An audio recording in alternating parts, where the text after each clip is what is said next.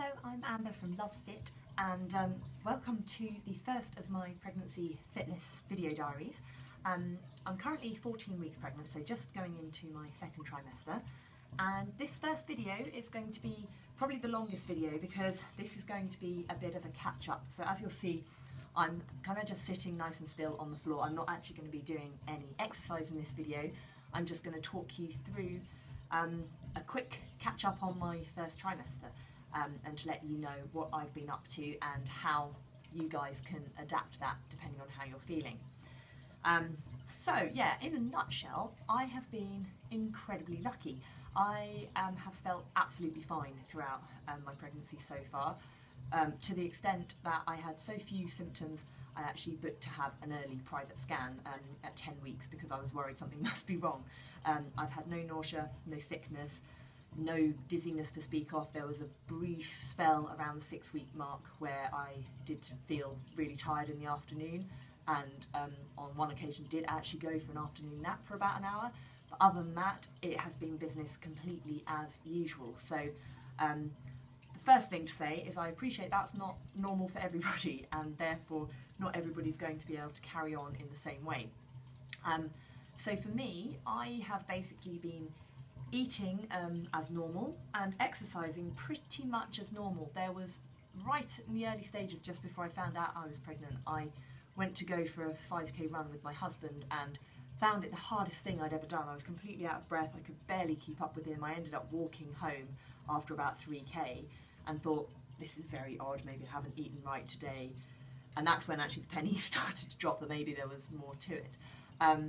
And again, around the 6-week mark, when I was feeling a little bit tired, sometimes some of my training felt a little bit, made me feel a little bit lightheaded. So things like doing kettlebell swings, I was finding just made me feel ever so slightly dizzy, and I was having to kind of hold back on them a little bit.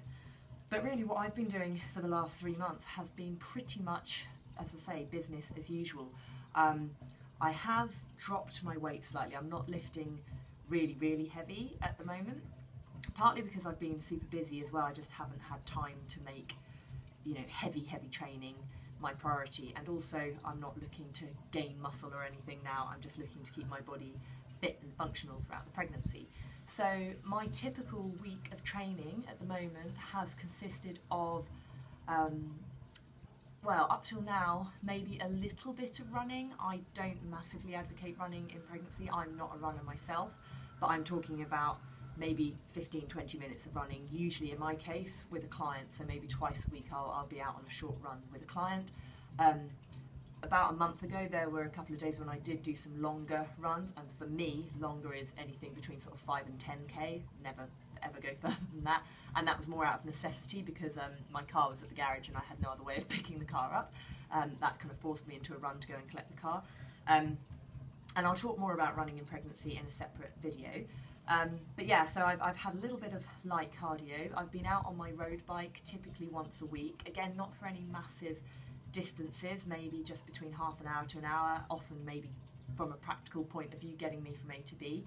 And then about 4 times a week I've been training in my gym at home, pretty much predominantly with kettlebells, squatting, swinging, pressing a little bit, working on upper body as well to try and keep my back nice and strong. And I will, as I say, as the weekly blogs go on, I'll be giving you some advice on specific exercises to do. But really nothing massive has changed in my training other than that I'm not lifting super heavy. And from this point on, I'll pretty much be cutting out running other than very small little chunks with clients, just because for me personally, I don't think it's worth the compromise on my pelvic floor. But as I say, that's a topic for another video, and I'll do a separate video on that. What I have been trying to do is really prioritise my sleep. I have always told people, and most of you who know me for any length of time will know I'm always banging on about getting a good night's sleep. And I am terrible at following my own advice on that. I do sleep well, I'm lucky that I sleep well, but I generally end up working late and don't really get to bed usually till 11, half 11, and I'm quite often up early in the morning. So since finding out I was pregnant, the main thing I've changed is that I have been making a concerted effort to be in bed with the lights off and ready to go to sleep before 10:30. So typically aiming to get to bed around 10. just so that I'm well rested. I say I haven't been feeling particularly tired, so I've not felt the need to nap. A lot of people talk about crippling nausea and tiredness. I haven't had that, but I have just been trying to make sure I'm well rested. And as you can probably tell from the setting behind me, sadly not many of the videos are going to be shot in this lovely location, but I'm currently on holiday having a week just totally chilled out in Turkey, just sitting by the pool, relaxing, reading my book and sleeping for about 9 hours a night. So, you know, that is something I would recommend to anyone. And obviously that does depend on whether you've already got children, because if you've got other children, maybe your sleep isn't so easy.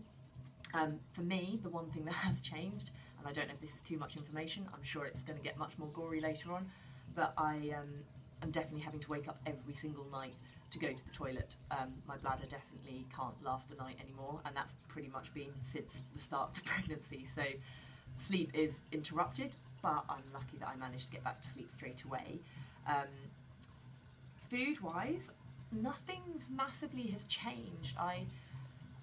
Again, in the early stages, around sort of 5-6 weeks, I definitely found, although I didn't get any nausea, I definitely noticed I was getting hungry regularly. So I just found I needed to kind of snack a lot more than I normally would. And I just ate a load of rice cakes. I had a bunch of Callow organic rice cakes sitting in the cupboard and just found that I'd reach for them whenever I needed, or blend up another smoothie or something. I have to be honest, it's not always been the healthiest choices. Sometimes if I'm out and about, I'll grab a flapjack from a bakery or somewhere.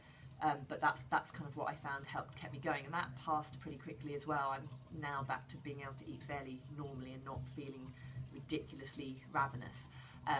So, I mean, for me, a breakfast would typically be either some gluten-free muesli, with some yogurt. I've been having more fruit than usual. Fruit's one of those things I've often kept fairly minimal, but during the pregnancy it's just been quite good for energy and it helps keep the bowels moving, I've heard, so I've not had any issues with that so far, but I'm trying not to have to discover about it.